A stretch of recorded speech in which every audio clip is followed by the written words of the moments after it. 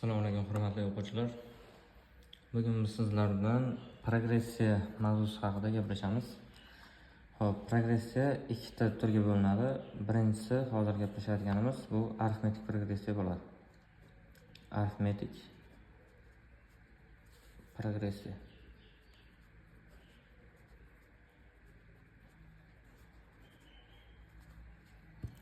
Xo'p, arifmetik progressiya nima degani o'zi va uni formulalar haqida yoki unga doir misollar haqida gaplashamiz sizlar bilan hozir. Xo'p, arifmetik progressiya degani masalan qanaqadir ketma-ketlik beriladi bizga. Aytaylik, oddiy aytadigan bo'lsak, natural sonlar to'plami.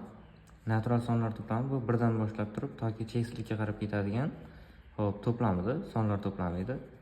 1 2 4 5 6 7 8 9 10 11 va hokazo cheksizlikka qarab ketadi. Xo'p, mana shu sonlardagi qonuniyatni ko'radigan bo'lsak, xo'p, 1 2 3 4 5 har bitta hadi o'zidan oldingi hadidan bittaga ko'p.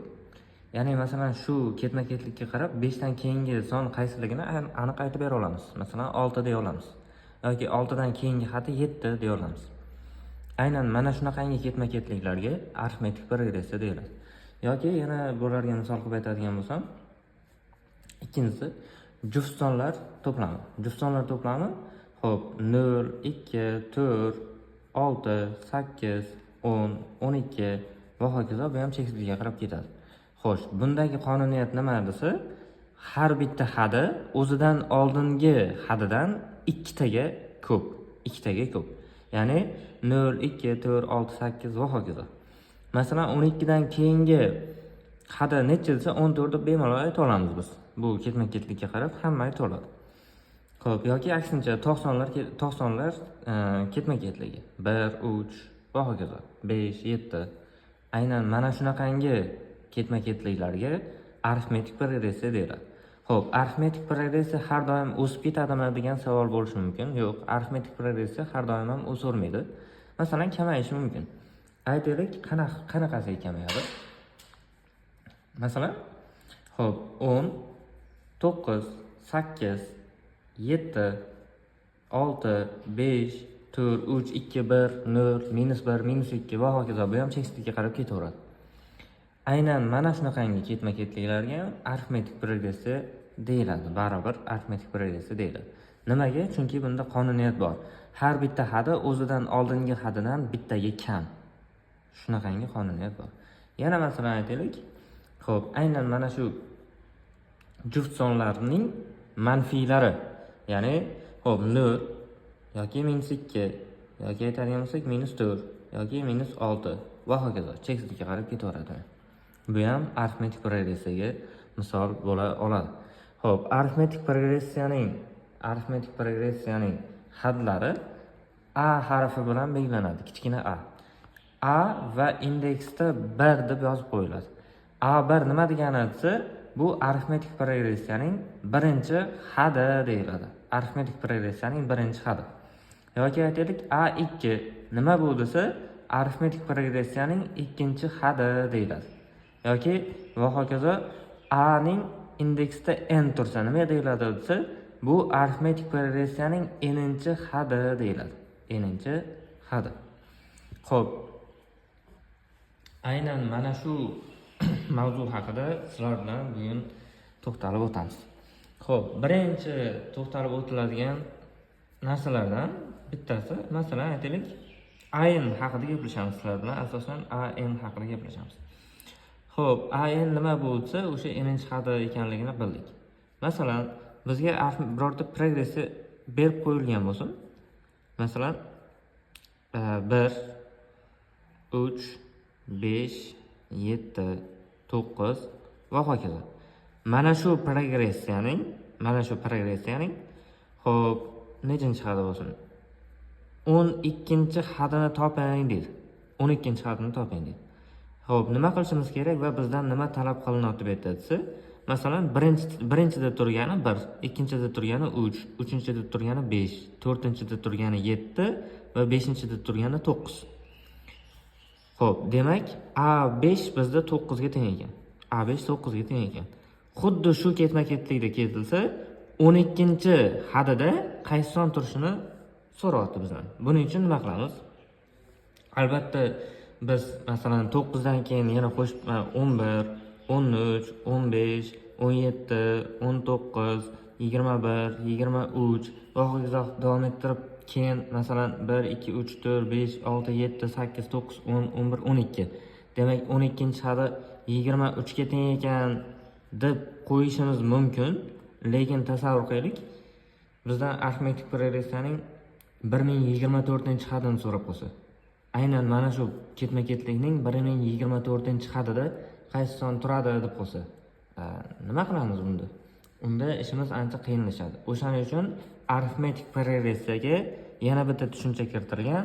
U tushuncha qaysi desa, D, ya'ni ayirma deyiladi. Ayirma. Eng muhim tushunchalardan bittasi bu.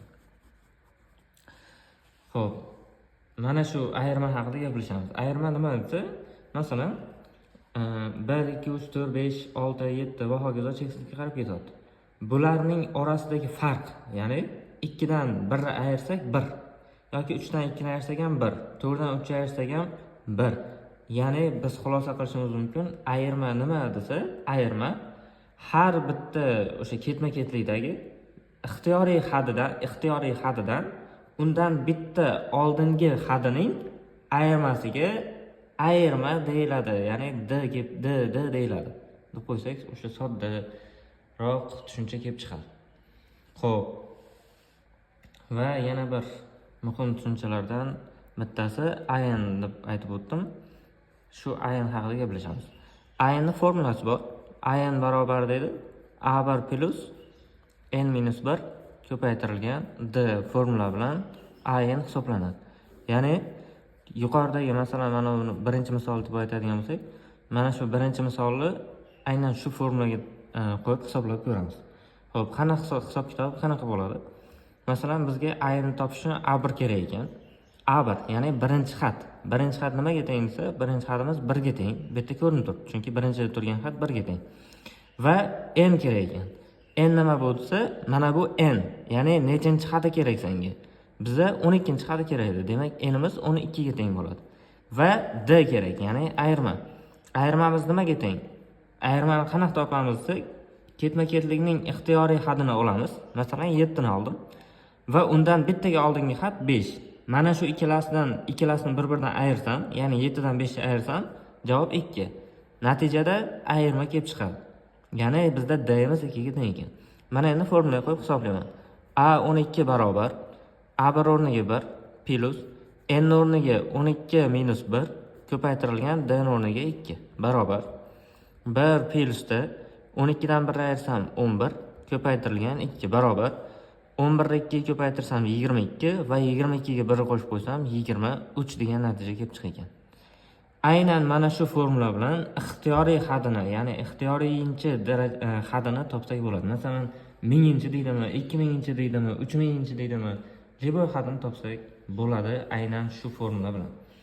Yoki masalan aytaylik, yana bitta muhim tushunchalardan A ning 10-hadini biz A1 plus 9D deb yoza olishimiz mumkin. Nimaga desa, mana bu indeksdagi 1 ga mana bu 9 ni qo'shsak 10 ni berganligi uchun. Va aksincha, masalan A ning 10-hadini A ning 7-chisi plus 3D deb ham yozishimiz mumkin. Nimaga? Chunki mana bu indeksdagi 7 ga 3 qo'shib qo'yadigan bo'lsam 10 ni berganligi uchun. Bu tenglik aynan bir-biriga teng hisoblanadi. Xo'p, yoki masalan A ning 10-sini yana yoza olishim mumkin.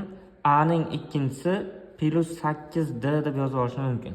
Nimaga? Chunki 2 ga 8 ni qo'shsam 10 ni berganligi uchun. Xo'p, masalan yana bitta misol keltiraylik, ikkinchi misolimiz. Arifmetik progressiyaning 3-hadi 7 ga teng va uning ayirmasi xo'p 3 ga teng bo'lsa, shu arifmetik progressiyaning 15-hadini toping deb savol berdi bizga. Xo'p, nima qilishimiz kerak desa, arifmetik progressiyaning 15-hadini topish uchun mana bu 15-hadini yozib olaman. A ning 15-hadi barobar ekan. Xo'p, A3, ya'ni bizga berilgan mana bu A ning progressiyaning 3-hadi berilgan shu xat orqali mana bu A15 da forishim kerak. A3 plus 3 ga nechini qo'shsam 15 beradi. Ya'ni 12 ni qo'shsam, ya'ni 12D ni qo'shsam, mana bu A ning 15nisini yana beradi. Nimagaligini yuqorida aytib o'tdim. Xo'p. Mana endi hammasini o'rni-o'rniga olib kelib qo'yaman. Shunda A15 barobar A3 ning o'rniga 7 plus 12 ko'paytirilgan D ning o'rniga 3 qo'yaman. Barobar 12 ni 3 ga ko'paytirsam 36, unga 7 ni qo'shib qo'yadigan bo'lsam 43 degan javob kelib chiqadi. Demak, progressiyamizning 15-xatida 43 degan son kelgan ekan. Xo'p. Asosan so'raladigan savollar mana shulardan iborat progressiyada va yana bir muhim narsalardan bittasi bu arifmetik progressiyada yig'indi, ya'ni SN bilan belgilanadi. Bu narsa yig'indi deyiladi. Yig'indi. Yig'indi nima deganisi? Masalan, S2 deb turgan bo'lsa, arifmetik progressiyaning ikkita xatining yig'indisi degan, ya'ni A1 plus A2 degan. Yoki aytaylik S4 desa, nima degani bo'lsa, S4 nima degani bo'lsa, xo'p, A1 plus A2 plus A3 va plus A4 ni tushunamiz. Yoki shu tartibda, xuddi shu tartibda, xo'p, SN nima degani bo'lsa, SN degani bizda, xo'p, A1 plus A2 plus va hokazo plus AN, ya'ni A1 dan tortib AN xatigacha bo'lgan yig'indiga SN deyiladi. Xo'p, biz hozir aynan mana shu narsa haqida gaplashib o'tamiz sizlar bilan. Xo'p, arifmetik progressiyada yig'indi formulasi bor. Formulasi qanaqa? SN barobar deydi. Xo'p, A1 plus AN taqsim 2 ko'paytirilgan n formula bilan topiladi. Xo'p, isboti o'sha YouTube'dagi kanalimizda keltirilgan formulani. Isboti juda ham murakkab emas, oson tushunsa bo'ladi. Xo'p, bularga bitta masalan misol keltiradigan bo'lsak, qanaqa misol keltirishimiz mumkin? Xo'p, aytaylik, bizga birinchi misol 5 plus 10 plus 15 plus va hokazo qo'shilgan 100 gacha bo'lgan 5 ga karrali sonlarni qo'shib chiqish berilgan bo'lsin. Xo'p, mana shu yig'indini hisoblashimiz kerak. Xo'p, bu yig'indini hisoblash uchun biz nima qilamiz desa, arifmetik progressiyada yig'indi formulasidan foydalanib qo'yamiz. Albatta, masalan 5 ga 10 ni qo'shsak, unga chiqqan javobga 15, chiqqan javobga 20, 25, 30 va hokazo 100 gacha bo'lgan sonlarni qo'shib chiqsak ham noto'g'ri bo'lmaydi, lekin ishimiz juda ham bir murakkablashib ketadi. Bizga asosan juda ham bir oson bo'lgan yo'l kerak. O'shaning uchun tinchgina mana shu progressiyada yig'indi formulasini ishlatib qo'yaveramiz. Xo'p, nima qilishimiz kerak? Xo'p, formula SN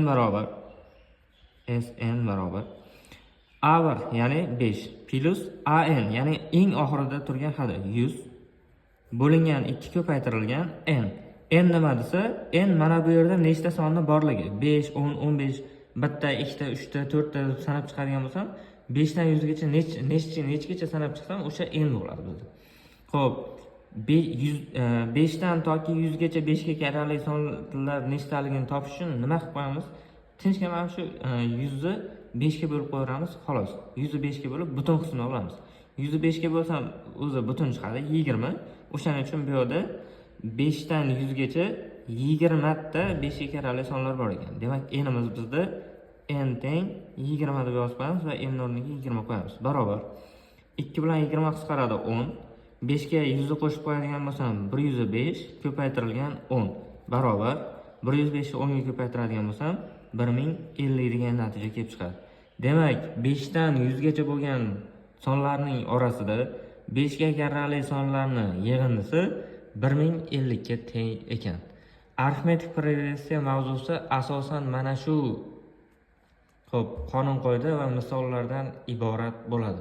Arifmetik progressiya haqidagi boshlang'ich tushunchalar mana shulardan iborat.